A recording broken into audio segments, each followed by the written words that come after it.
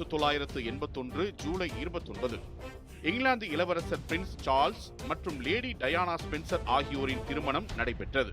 இங்கிலாந்து ராணி இரண்டாம் எலிசபெத்தின் மூத்த மகனான இளவரசர் சார்லஸ் எதிர்காலத்தில் இங்கிலாந்தில் மன்னராக பொறுப்பேற்க வேண்டியவராக இருந்தார். அவருக்கு திருமணம் செய்வதற்காக பல ஆண்டுகளாக முயற்சிகள் நடைபெற்று வந்தன.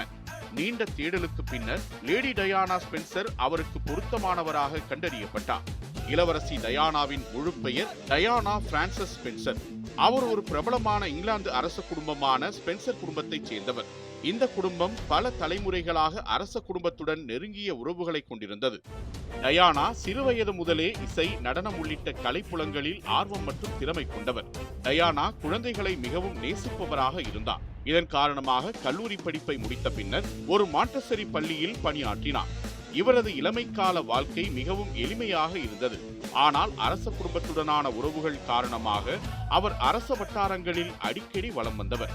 அப்படிப்பட்ட நிகழ்வுகளின் போது டயானா முதன்முறையாக இளவரசர் சார்லஸை 1977 ஆண்டு சந்தித்தார். அவர்கள் 1981 பிப்ரவரியில் நிச்சயதார்த்தம் செய்து கொண்டனர். இவர்களை பற்றிய செய்திகள் ஊடகங்களில் தொடர்ந்து வெளியாகத் தொடங்கின. மக்கள் மத்தியில் டயானா மிகவும் பிரபலமானார். டயானாவின் குடும்பப்பாங்கான தன்மை, பண்பாடு, கண்ணியமான நடவடிக்கைகள், மக்கள் மீது அவர் காட்டிய அன்பு, மனிதநேயம் ஆகியவை மக்களிடையே பெரும் வரவேற்பை பெற்றன. இந்நிலையில் அவர்களது திருமண தேதி அறிவிக்கப்பட்டது. திருமணம் நடைபெறும் இடமாக பாரம்பரியமான வெஸ்ட்மின்ஸ்டர் அபேக்கு பதிலாக சென்ட் பால்ஸ் கத்தீட்ரல் தேர்ந்தெடுக்கப்பட்டது.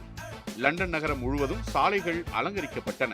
பாரம்பரிய படைகளின் அணிவகுப்பு, குதிரை வண்டி பேரணி என உலகமே வியந்து நோக்கிய அற்புதமான அரச குடும்ப நிகழ்வாக டயானா சார்லஸ் திருமண நிகழ்வு இருந்தது. பல்வேறு நாடுகளின் தலைவர்கள், அரச குடும்பத்தினர் போன்றோர் நேரில் வந்து திருமணத்தில் கலந்து கொண்டு சிறப்பித்தனர்.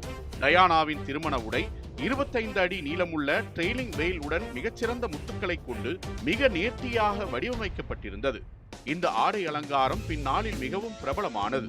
மக்கள் இந்த திருமணத்தை ஃபெய்ரி டேல் வெட்டிங் என கொண்டாடினர். உலகம் முழுவதும் சுமார் 75 கோடி பேர் தொலைக்காட்சி வழியாக இந்த நிகழ்வை பார்த்தனர். இது 20ஆம் நூற்றாண்டின் மிகச்சிறந்த அரச குடும்ப திருமணமாக வரலாற்று பக்கங்களில் பதியப்பட்டது.